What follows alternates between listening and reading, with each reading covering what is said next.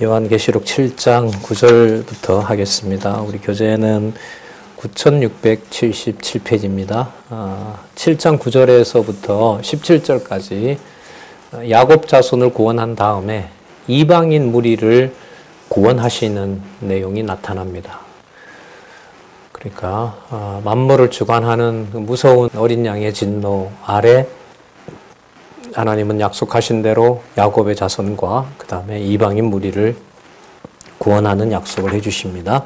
7장 9절에서부터 10절 구속받은 이방인의 무리가 보좌와 어린 양 앞에 찬양합니다. 찬양한다는 말은 이들을 받아들여 줬다는 거죠.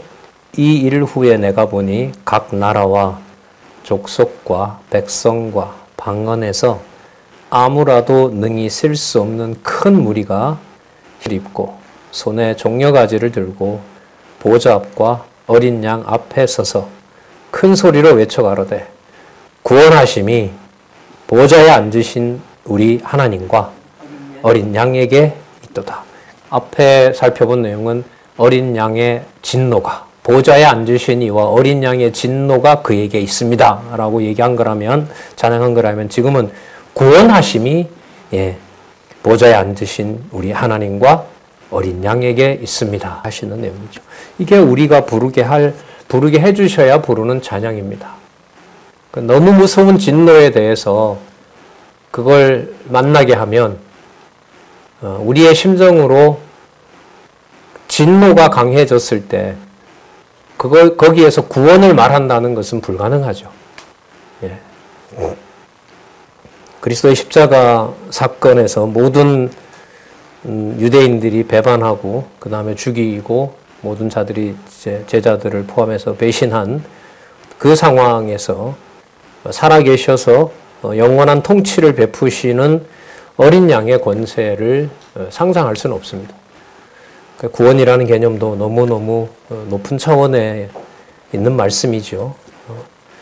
구원하심이 보좌에 앉으신 우리 하나님과 어린 양에게 있도다 하니 모든 천사도 이에 대해 찬양하는 내용이 다음에 나타납니다. 아까 9절에 지나왔습니다만은 셀 수 있다고 그래요? 셀 수 없다고 그래요? 셀 수 없다는 거죠. 그러니까 우리의 판단과 이해력 속에 넣을 수 없다는 겁니다. 근데 아까 재밌죠? 이스라엘 숫자는 14만 4천을 딱 정해놓고 이방인은 뭐 할 수 없다? 셀 수가 없다. 그런데 아까 14만 4천이 그게 누구다라고 우리가 알아요? 몰라요? 몰라요. 지파가 없는데요. 거기에 현실적으로 모르겠어요. 나중에 유대인들이 이걸 읽고 이 말씀을 어떻게 이제 우리보다는 시간적으로 성취일 텐데, 성취가 다음에 될 텐데, 이 성경 신학을 만약에 받아들이면서 이 해석에 대해서 어떤 더 분명한 확신을 갖게 될지 틀리지는 않죠. 저는 이 해석이 맞다고 보는데요. 그 다음에 이 내용이 구체적으로 그들에게 어떻게 성취될지, 아까 상징수라고 나왔는데 그 수를 이미 하나님은 확정해 놓으셨다는 겁니다. 하지만 누구누구를 우리가 지칭할 수는 없는 겁니다. 그 다음 11절부터 12절 모든 천사가 보좌 앞에 엎드려 경배하고 영광을 송축합니다. 모든 천사가 보좌와 장로들과 네 생물 주위에 섰다가 보좌 앞에 엎드립니다. 얼굴을 대고 하나님께 경배하여 가로되 아멘. 그렇습니다. 맞습니다. 찬송과 영광과 지혜와 감사가 나오네요. 감사와 존귀와 능력과 힘이 우리 하나님께 세세토록 있을지로다. 아멘 하더라. 자, 아까 보좌에 앉으신 우리 하나님과 어린 양이라고 얘기를 했고요. 지금 모든 천사들은 바로 누구에게? 하나님께 그 능력의 영광을 찬송하는 내용이 나타납니다. 온갖 찬송들, 그리고 거기서 드러나는 하나님의 신적인 그 영광들, 그리고 하늘에 속한 지혜와 아까 강조했습니다. 감사와, 이때 감사는 무엇 때문에 감사일까요? 우리 조건에 맞기 때문에 감사가 아니라 지금 이 대상이 누구냐 하면 우리 하나님이잖아요. 그러니까 나의 구속을 기뻐한다 이게 아니라 우리 하나님께 영광을 돌리는 거기 때문에 누가 살아계신다는 거? 여호와 하나님께서. 그러니까 전에도 계셨고 지금도 계시고 장차 분명히 오시는 그 여호와를 찬양하는 겁니다.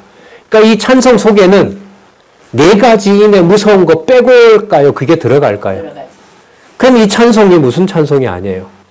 우리가 즐거워서 부르는 찬송이 아니에요. 그렇죠? 네 가지인을 떼면은 우리를 구원해 주시니까 우리가 감사하는구나라고 하지만 아까 순교자들의 한도, 하나님의 정한 때를 깨달으니까 그 여호와의 살아계심과 주권성을 그야말로 인정하게 되는 거죠. 그런 의미에서 이게 뭐냐면 감사라는 겁니다. 사람이 할 수 있는 감사가 아니죠. 우리가 어떻게 할 수 있는 감사가 아니에요. 그래서 환난을 견디게 한 성도는 어린 양이 목자가 되어서 생명수로 인도한다는 놀라운 말씀이 그 다음에 나옵니다. 볼게요. 다 이렇게만 나오면 참 좋은데 그렇지가 않아요. 7장 13절부터 17절 큰 환난에서 나오는 흰옷 입은 자들에게 위로를 약속하는 내용입니다. 장로 중에 여러분 장로는 교회의 사제들과 관련됩니다. 그러니까 말씀을 전하는 자들 장로 중에 하나가 응답하여 가로되 물론 이상 중에 있습니다. 주 업무는 말씀을 전하는 바로 그 감독들이라고 할 수 있겠죠. 그런 사역을 한 분들 장로 중에 하나가 응답하여 내게 이르되 이 흰옷 입은 자들이 누구며 또 어디서 왔느냐 셀 수 없는 내가 가로되 내 주여 당신이 알리이다. 저 모릅니다. 여기 계신 당신이 알지 하니 그가 나더러 이르되 이는 큰 환난에서 나오는 자들인데 환난에서 나오는 자들입니다. 그리고 아까 7가지 찬송 중에 하나님의 그 섭리를 감사하는 자들이에요. 어린 양의 피에 그 옷을 씻어 희게 하였느니라. 어린 양의 피로 빨게 되면 흰 옷을 입게 되는 거예요. 자, 희게 하였느니라. 15절 그러므로 그들이 하나님의 보좌 앞에 있고 또 그의 성전에서 밤낮 하나님을 섬김에 보좌에 앉으신 이가 그를 위에 뭘 친다? 장막을 칩니다. 그러니까 기둥이 되는 거죠. 이들이. 이게 나중에 여러분 22장에 가면 나옵니다. 기둥과 문설주와 그게 유대인도 14만 4천 바로 이들도 들어가고 있고 거기에 12사도도 들어가고 있고 또 이방인들도 들어가는 바로 그 내용으로 성취가 됩니다. 그러니까 이 내용의 성취인 거예요.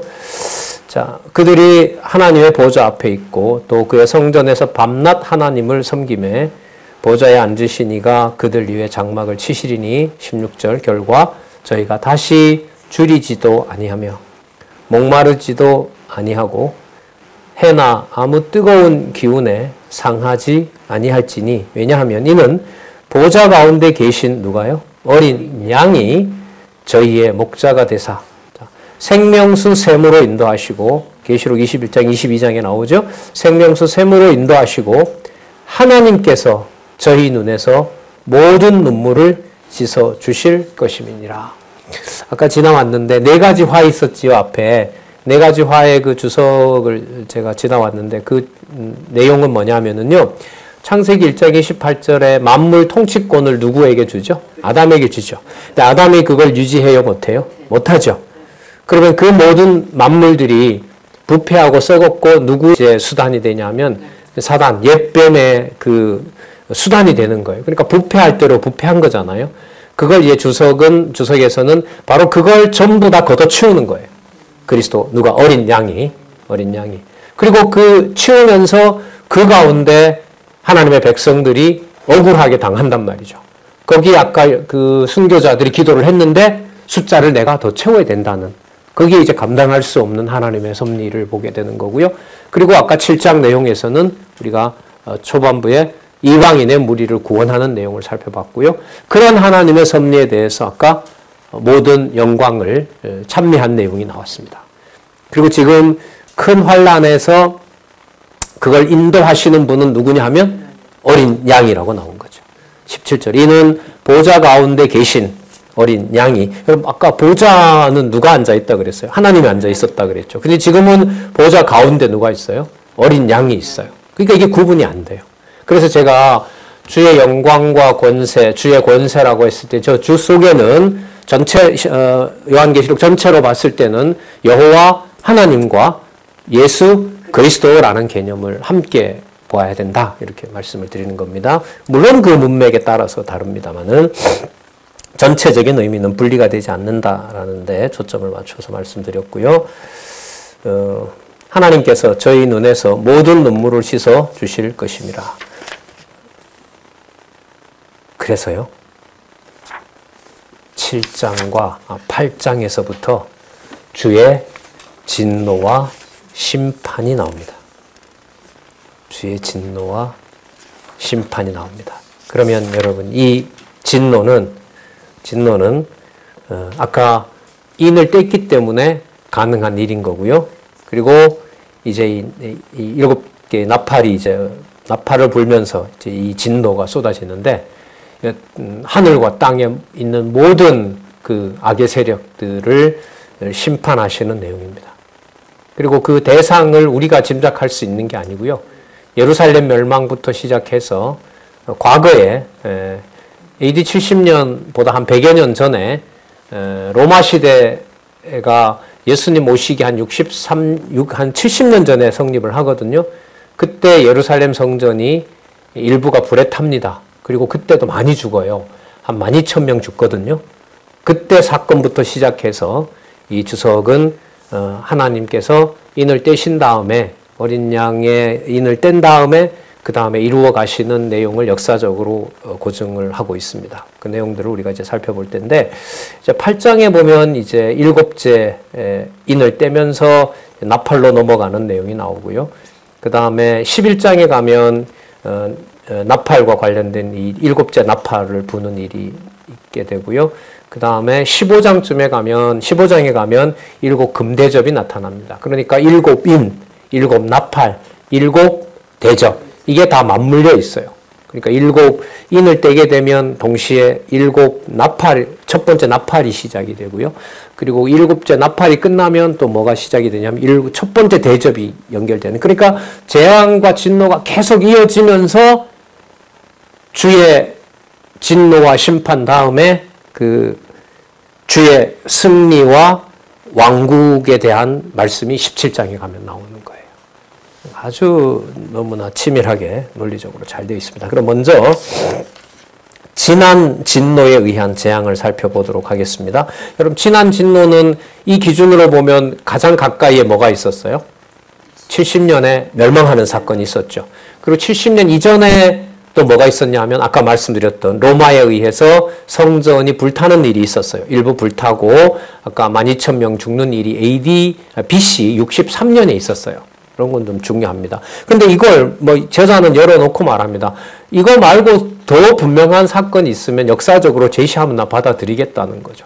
근데 기록이 이거밖에 없으니까요. 성전을 더럽힌 사건과 연관해서. 그리고 성전과 관련된 일은요. 고레스 왕이 돌려보내서 예루살렘을 증건하잖아요. 성전을 중축하죠. 느헤미야는 와서 또 성곽까지 중축하고. 근데 그게 이제 페르시아가 지나고 페르시아 때는 그게 어쨌든 보존이 돼요. 그런데 헬라 제국으로 넘어가면서 초반부에도 유지가 돼요. 그런데 헬라 제국 중반부인 167년경에 가면 하나님의 성전을 다니엘서에 나오는 강론입니다. 이게 그 사건이 연속성이 있는 거예요. 이미 거기에도 신약 그 예언이 나오기 때문에 안티오코스 에피파네스라는 황제에 의해서 예루살렘 성전이 대지우립간이 되면서 엄청나게 모멸을 당합니다. 수치를 당하는 거죠. 그 사건 이후에 다시 로마가 예루살렘 성전을 불에 태우게 돼요. 그게 AD BC 63년이에요. 그리고 그때부터 헤롯이 궁을 지어요. 그래서 예수님이 오셨을 때 60몇 년간 이미 짓고 있었다고, 40몇 년간 짓고 있었다는 말을 하죠. 그리고 예수님 오셨을 때 궁이 완성이 돼요. 예수님 가시고 난 다음에 궁이 완성이 돼요. 완성이 되다가 67년에 완성이 되는가. 그런데 70년에 또 망해요. 그게 이제 말씀드리고 싶은 게 뭐냐면 무엇과 지금 연관된 사건들이 계속 일어나게 돼요? 성전과 관련된 일이에요. 성전에 누구의 이름이 있죠? 여호와의 이름이 있어요. 여호와의 이름이. 그래서 지금 20장에 가면 하나님의 언약궤라는 말씀이 나옵니다. 그럼 그 언약궤는 지금으로 말하면 지금의 주 예수 그리스도의 몸된 교회에는 그 언약궤가 뭘까요? 말씀이에요. 22장 18절 19절에 있는 더하거나 빼지 말아야 될 예루살렘 성전은 훼손해도 돼요. 좀 그림자이기 때문에 어떤 건물도 거룩한 건 없어요. 이 지상에 있는 하나님의 말씀의 실체는 문자로 그러나 성령의 감동으로 기록한 하나님의 말씀이 그대로 보존되도록 하시는 것, 또 그대로 이루시는 것이 바로 성전과 직접 관련이 됩니다. 자, 지난 진노 예언 재앙 중에 먼저 8장 4차례 임한 나팔 재앙을 살펴보도록 하겠습니다. 8장 1절에서부터 2절 일곱째 인을 뗄 때에 일곱 천사가 일곱 나팔이죠. 일곱 나팔 받는 것을 보여줍니다. 일곱째 인을 떼고 그 다음에 일곱 나팔을 받아요.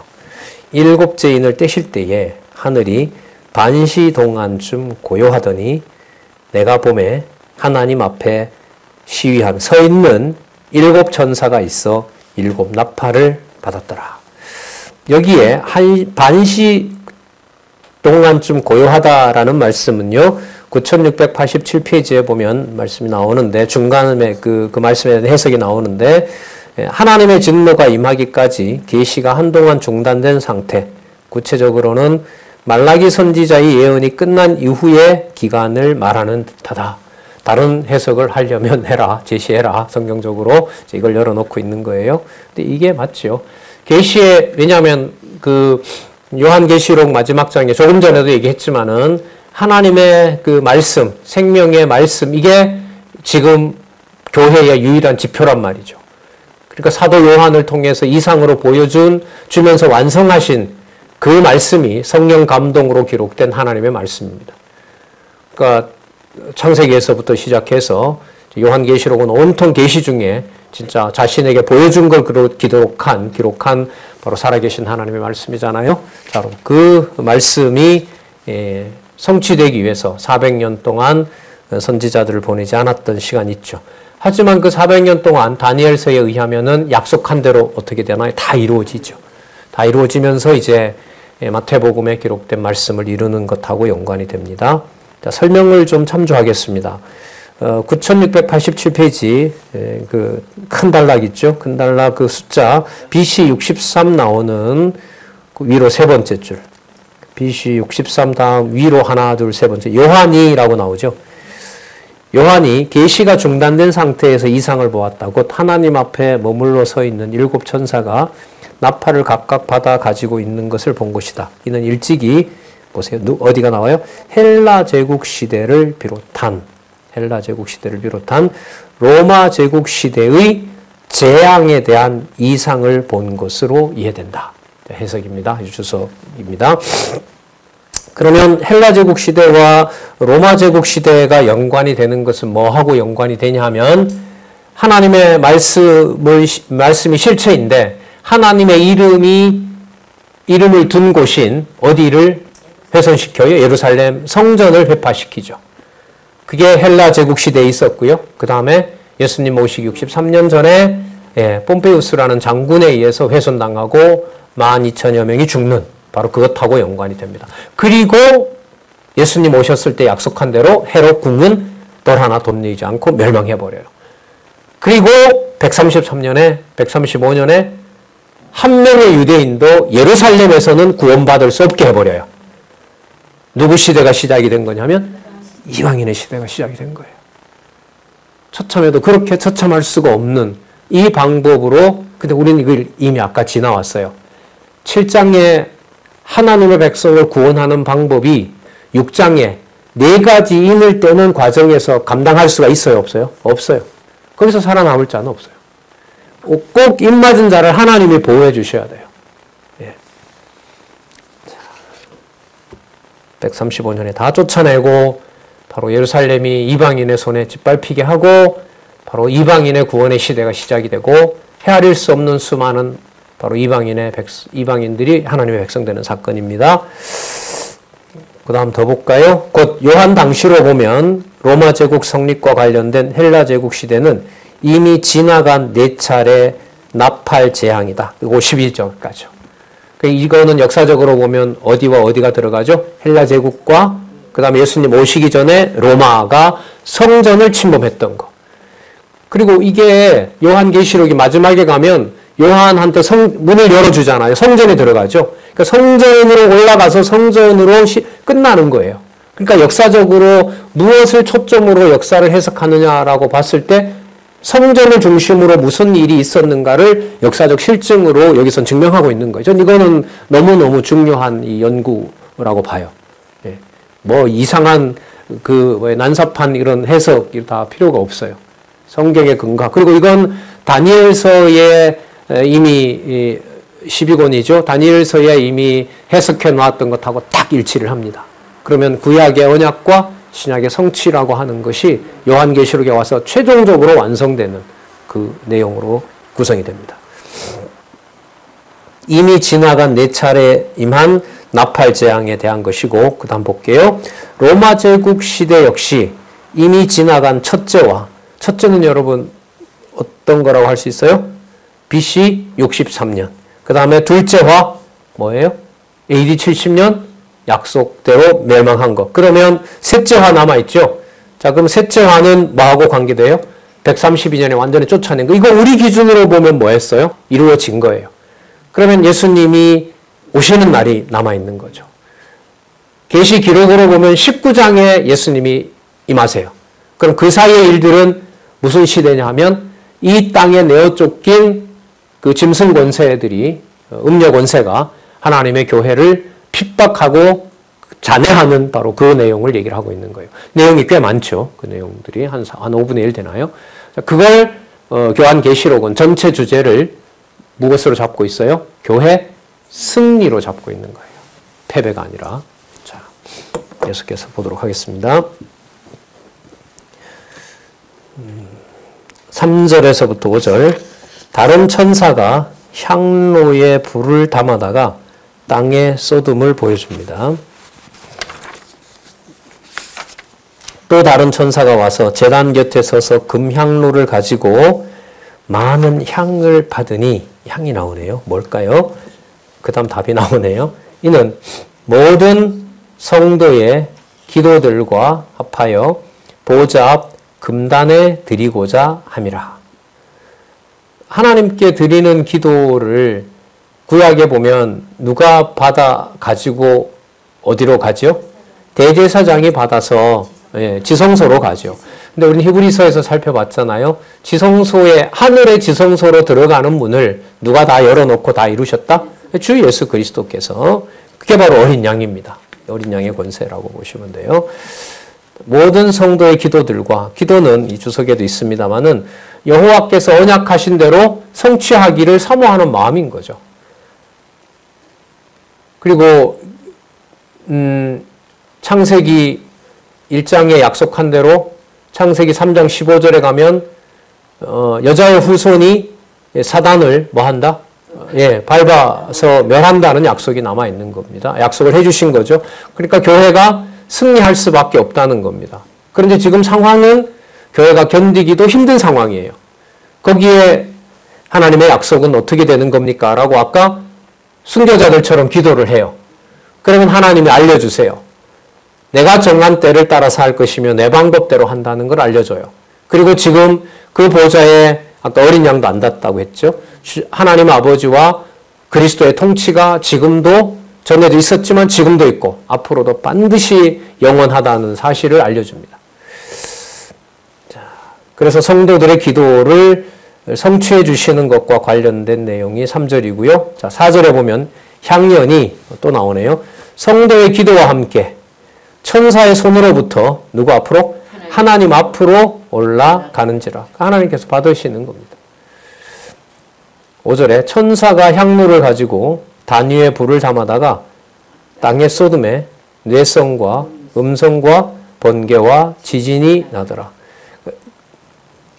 향로를 가지고 성도들의 기도가 담은 향로에다가 불을 담아버리니까 거기에 뇌성과 음성과 번개와 지진, 이 진노의 이 수단들이잖아요. 그러니까 누구의 소원대로 이루어주는 거예요? 성도들의 기도대로. 그러니까 원수 갚는 것을 내가 갚는다는 의미가 아니라 하나님의 약속을 구하는 하나님의 진노의 약속이 성취되기를 간구한 기도를 하나님이 받아주셔서 뭐 하신다? 성취하신다는 겁니다. 그게 첫 번째 나팔, 두 번째 나팔, 세 번째 나팔, 네 번째 나팔이었다는 거예요. 중요한 부분은 그 모든 역사적 과정에서 표면적으로 보면 누가 해를 당하는 것처럼 보여요? 그리스도의 몸된 교회가 패배를 당하는 것처럼 보이고 패배하는 것처럼 보이고 어디에 하나님의 백성이 있느냐라고 하는 것을 의심하는 일이 벌어질 수 있어요. 그러나 그렇지 않다는 거죠. 왜냐하면 우리는 4장과 7장에서 살펴봤어요. 주의 영광과 권세라는 부분을 살펴봤습니다. 그리고 이제 8장에서 그 나팔을 불 때마다 지난 역사들 내가 그렇게 해왔고 지금도 그렇게 하고 있고 앞으로도 반드시 내가 이루어갈 것이다. 그 사이에 성도들의 뭐가 있다고요? 기도가 있는 거예요.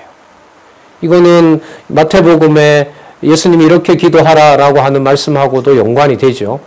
주 예수 그리스도께서 가르치신 기도 제일 끝에 보면 대개 나라와 권세와 영광 맞잖아요. 예. 예, 영광이 아버지께 영원히 있사옵나이다라고 하는 것하고 관계 있죠. 예. 그리고 요한계시록에서는 아까 7장에 나왔던 대로 주의 말씀만을 지키다가 이제 순교한 자들 그들의 기도를 정한 때가 되면 하나님께서 지켜주신다는 것하고요. 관계가 됩니다. 자, 6절에서부터 7절을 보시면 첫째 이제 나팔이 불립니다. 7 나팔 가진 7 천사가 나팔 불기를 예비하더라. 첫째 천사가 나팔을 부니 피 섞인 우박과 불이 나서 땅에 쏟아지매 땅의 3분의 1이 타서 사위고 타버리고 이 말입니다. 수목의 3분의 1도 타버리고 각종 푸른 풀도 타서 사위더라. 타서 사라져 버렸다는 겁니다. 이게 한번 볼게요. 9690페이지 한번 보겠습니다.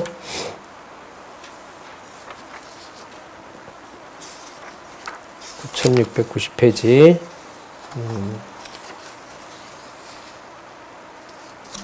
자, 이는 첫 아담이 제대로 통치하지 못하여 저주가 덮인 부패한 땅을 둘째 아담이신 그리스도께서 파멸하여 소멸시키는 권세를 보여줍니다.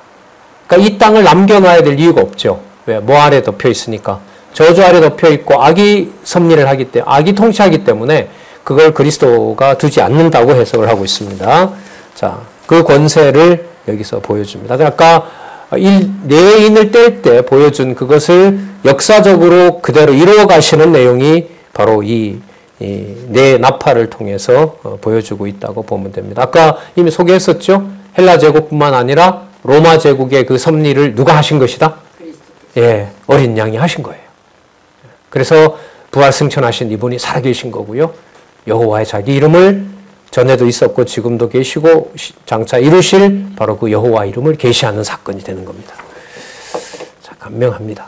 분명하고 8절에서부터 9절 둘째 나팔의 바다 생물과 배들 일부가 깨어짐을 보여줍니다.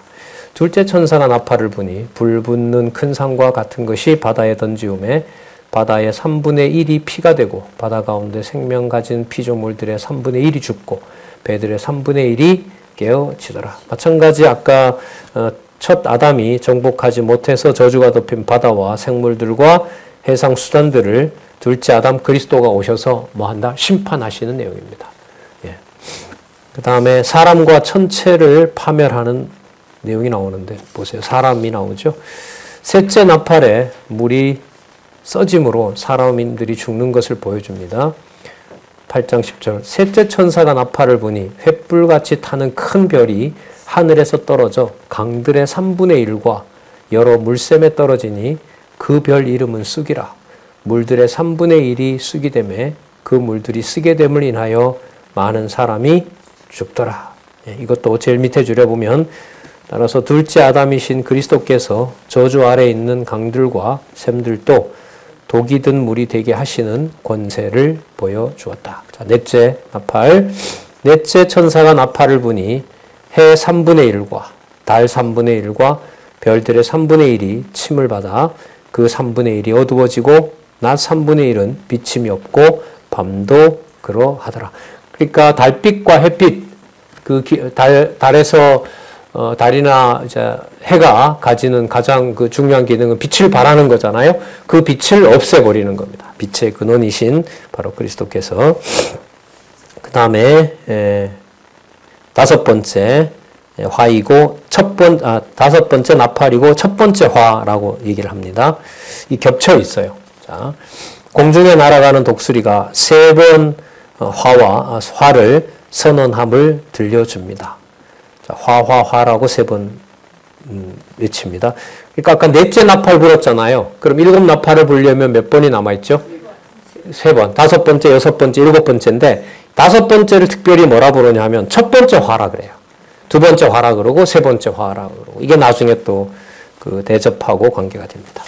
계속 볼게요. 13절. 내가 또 보고 들으니 공중에 날아가는 독수리가 큰 소리로 이르되 땅에 거하는 자들에게 화가 있으리로다.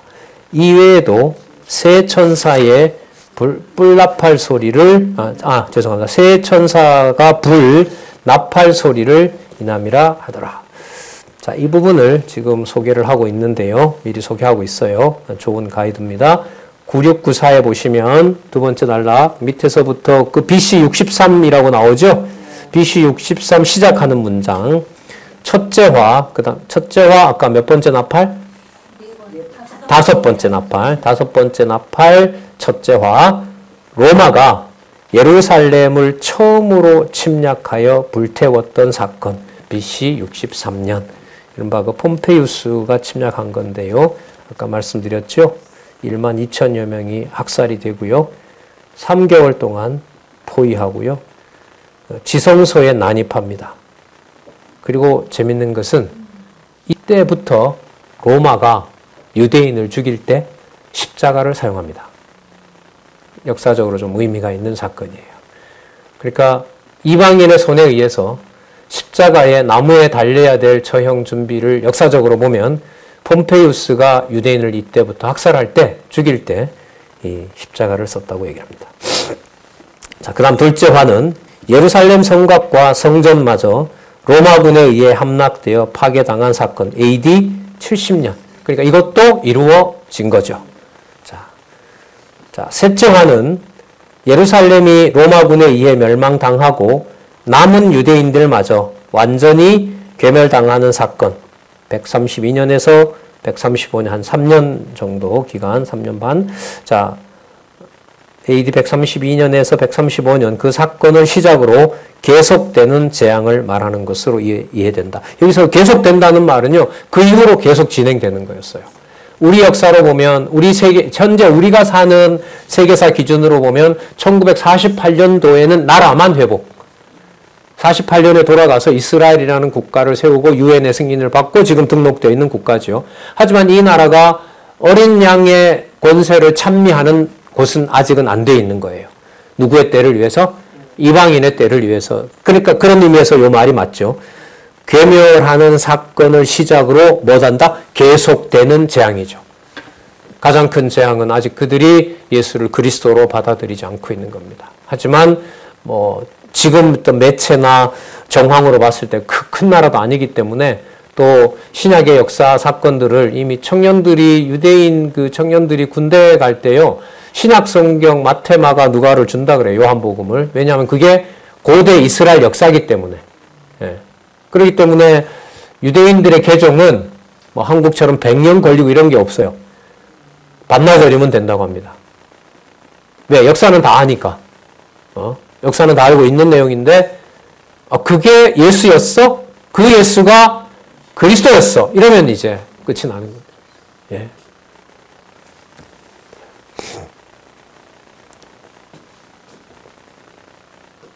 말하는 것으로 이해된다. 자, 그렇게 잡으시면 앞으로 셋째화, 첫째화, 둘째화, 그 다음 셋째화, 다섯 번째 나팔, 여섯 번째 나팔, 일곱 번째 나팔, 그렇게 되고 그 재앙이 계속해서 이어지고 그리스도가 오실 무렵에 이제 아까 대접을 쏟으시면서 더 구체적으로 부활 승천하신 바로 그 어린 양이 살아서 통치하시고 반드시 승리하신다는 확증을 해줄 겁니다.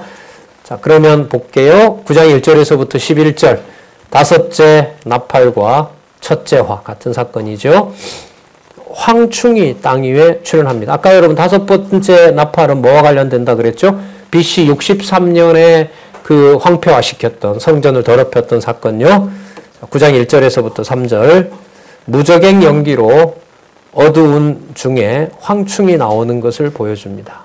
한번 볼까요?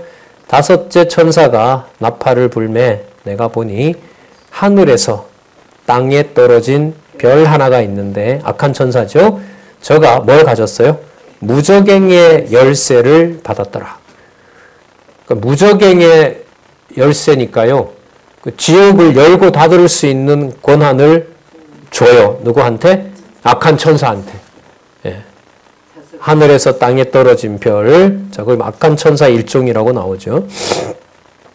저가 무저갱을 여니 그 구멍에서 큰 풀무에 연기 같은 연기가 올라오매 해와 공기가 그 구멍에 연기로 인하여 어두워지며 또 황충이 연기 가운데로부터 땅 위에 나오매 저희가 땅에 있는 전갈의 권세와 같은 권세를 받았더라. 예. 그러니까 이 다섯 번째 나팔과 첫 번째 화에 해당하는 이 무서운 이 사건은 바로 무저갱에 가두어 놨던 여기 황충들이 나타나서 설치는 겁니다. 구체적인 사건으로 보면 로마군이 성전에 들어와서 성전을 짓밟는 일과 연관이 되겠죠. 자, 그리고 황충은 로마군에 대한 상징이라고 주석을 하고 있습니다.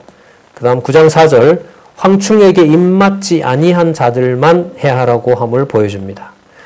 황충에게는 4절에 저희에게 이르시되 땅의 풀이나 푸른 것이나 각종 수목은 해하지 말고 오직 이마에 하나님의 입맞지 아니한 사람들만 해하라 하시더라. 그러니까 완전 멸망은 안 됐던 거예요. 예. 그리고 여기 보면 재밌죠? 하나님의 입맞지 아니한 사람들. 근데 이게 재밌는 게 그때 그 성전을 지키고자 유대인들이 희생을 당합니다. 근데 지금 이 해석이 뭐라고 나오냐면 하나님의 입맞지 않는 자가 그러면 죽었다는 말이 되는 거예요. 그러니까 표면적으로 보면 무엇을 사수하고 뭐 돈 욕심이 나든 어쨌든 간에 성전세와 그 성전에 왜 들어갔냐면요. 돈이 있잖아요. 거기. 성전세 받아놓은 게 성전에 있거든요. 그러니까 로마가 그걸 가지고 가려고 하는 거예요. 그래서 불태워버리고 그렇게 되는데 지금 성경은 그걸 하나님의 입맞지 않는 사람이라고 얘기를 해요. 그러니까 누구 관점에서 이게 설명이 안 돼요? 우리 관점과 우리의 심정으로 이걸 해석할 수가 없어요. 어쨌든 여러분 BC 63년에 있는 그 성전은 장차 올 참성전인 그리스도가 통치하는 바로 주 예수 그리스도의 몸된 실체인 바로 그 참성전에 대한 어디까지나 뭐죠? 예표로서 모형과 그림자입니다. 실체가 아니거든요. 그래서 나중에 AD 70년에 거도 망하게 되고요. 이해를 우리가 쉽게 할 수가 없어요.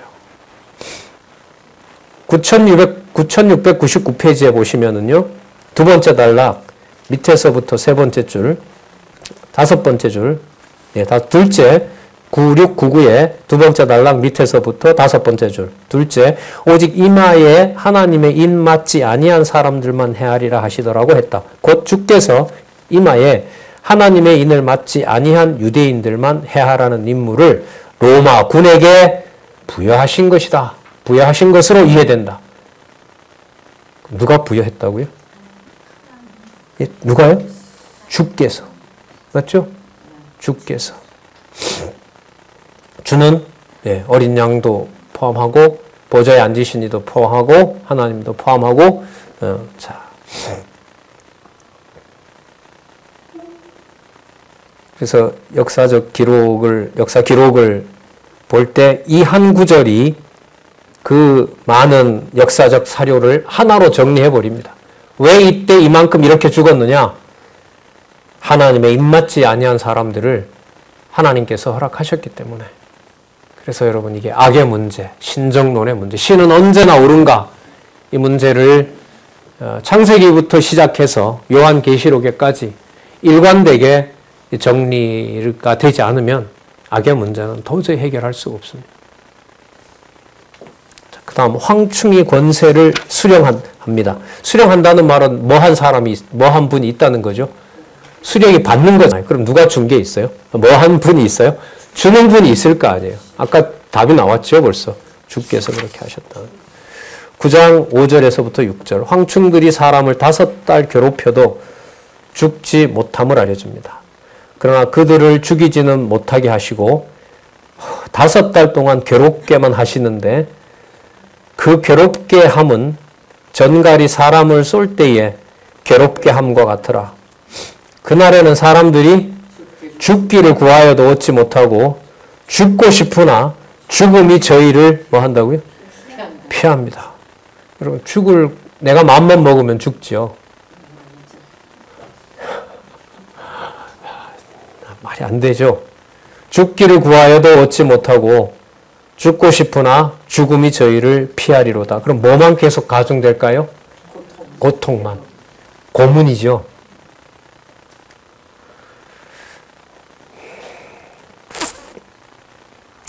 (9701에) 주석 보면서 정리하고 그 다음으로 넘어갈게요.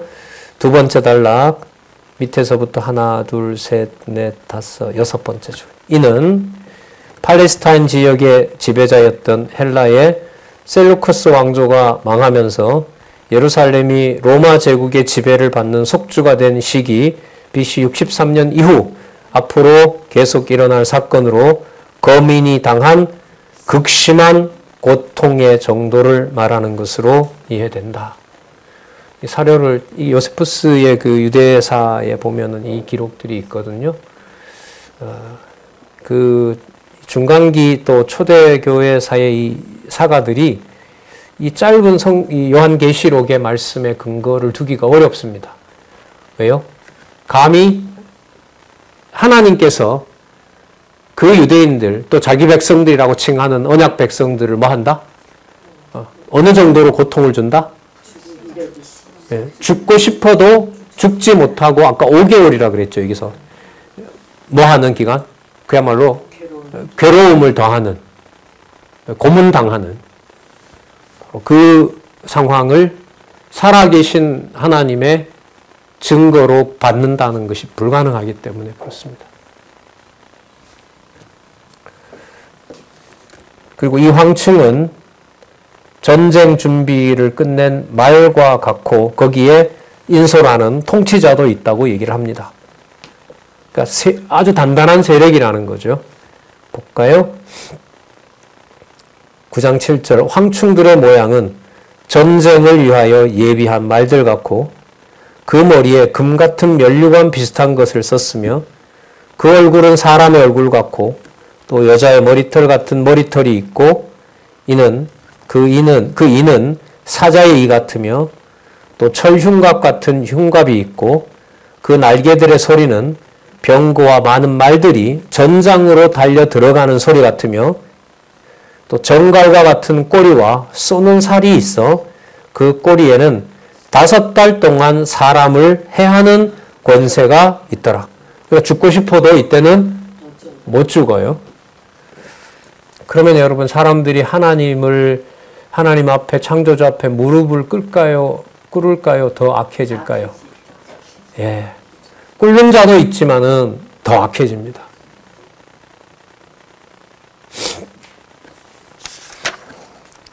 저희에게 임금이 있으니 무적행의 사자라. 히브리음으로 이름은 아바돈이요 헬라음으로 이름은 아볼로온이다. 그 설명을 하고 있습니다. 9703에 갈게요. 두 번째 단락 두 번째 단락 세 번째 줄. 여기 아바돈이나 아블루온은 황충들 곧 로마군의 영적 임금인 무저갱의 사자의 이름으로 멸망시키는 자라는 뜻이다. 주께서 악한 날에 적당하게 쓰시려고 지어놓은 자를 가리킨다. 이러한 로마군의 영적 임금이 되는 무저갱의 사자는 그 모든 권세를 누구로부터 받는다고요? 누구로부터 받아요? 주께로부터 부여받는다. 그리고 그 권세를 주의 진노의 도구인 로마군에게 유대인을 멸망시키는 임무를 부여해 수행하도록 하는 것이다. 그래도 그리스도는 항상 의롭다. 아멘. 아멘. 믿음이 좋으십니다.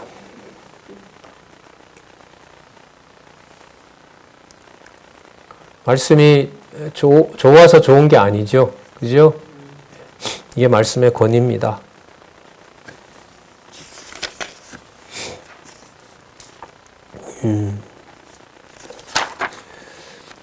그 다음 두 번째 화, 여섯 번째 나팔, 9장 12절부터 21절까지 좀 더 볼게요.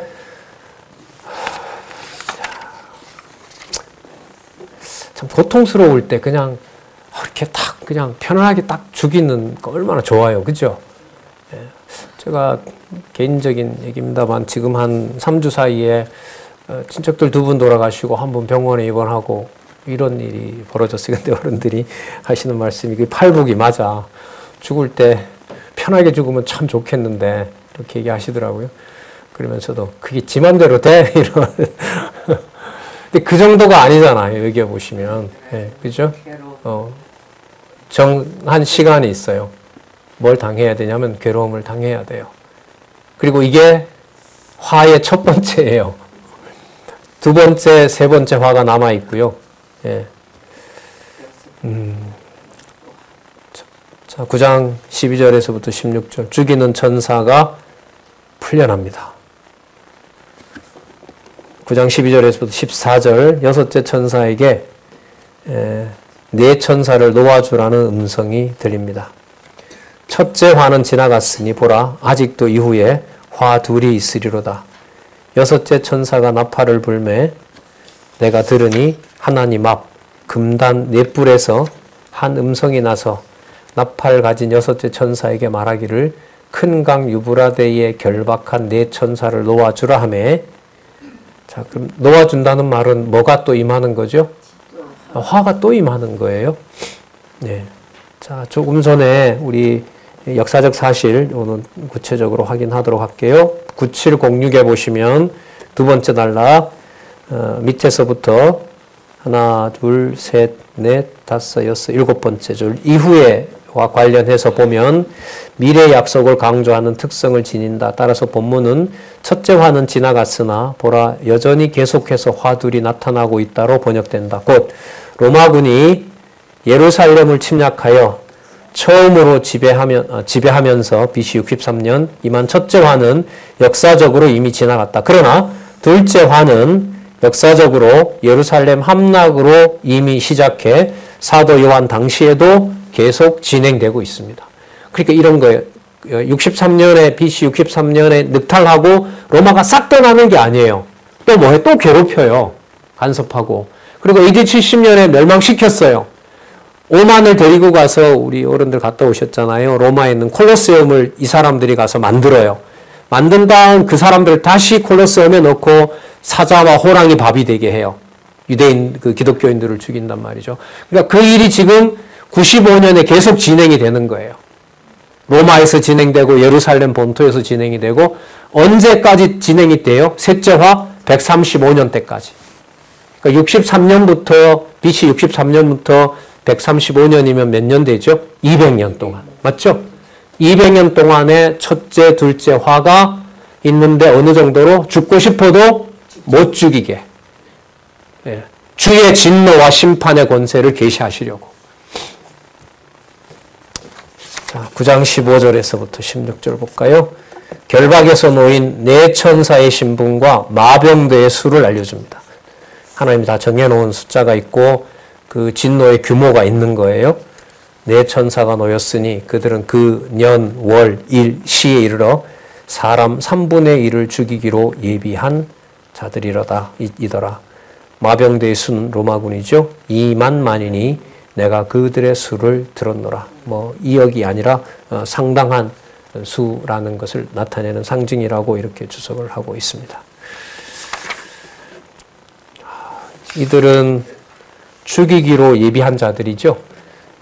몇 년, 몇 월, 며칠, 몇 시에 얼마가 죽었다는 역사적 기록이 나오면 그걸 누가 주관해 가신 겁니까?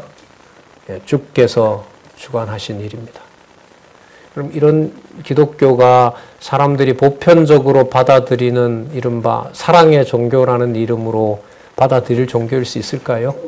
없어요. 이걸 믿고도 산다는 게 저는 제 자신을 봐도 믿어지지 않아요. 이게 뭔 이득을 얻기 위해서 있는 게 아닌가. 왜냐하면 이게 믿어질 수 없는 거거든요. 이걸 말씀으로 아멘하고 받아들일 수가 없잖아요.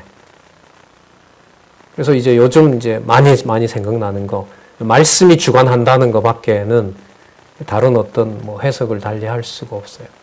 그러니까 구체적 역사적 사건이 나오면 막연하고 알고 있던 게 구체적으로 증명이 되지만 마음은 더 그 사건 앞에서 감당하기가 어려워지는 거예요. 왜 그때 집에 그런 일이 엄청난 일이 생겼을까? 거기에 대한 대답은 그때 그 시간에 그 사람이 거기 있었기 때문에 일어난 일이지 그건 성경을 몰랐을 때 하는 거죠. 여기 보면 연월 일시 그때 그만큼 살다가 그렇게 죽은 그 사건은 바로 교회의 관점에서 보면 주께서 섭리하신 진노와 심판 사건입니다. 그러나 성도는 다 안 죽여요. 아까 뭐가 있어요? 입 맞은 자가 있어요. 그걸 우리가 구분 못합니다.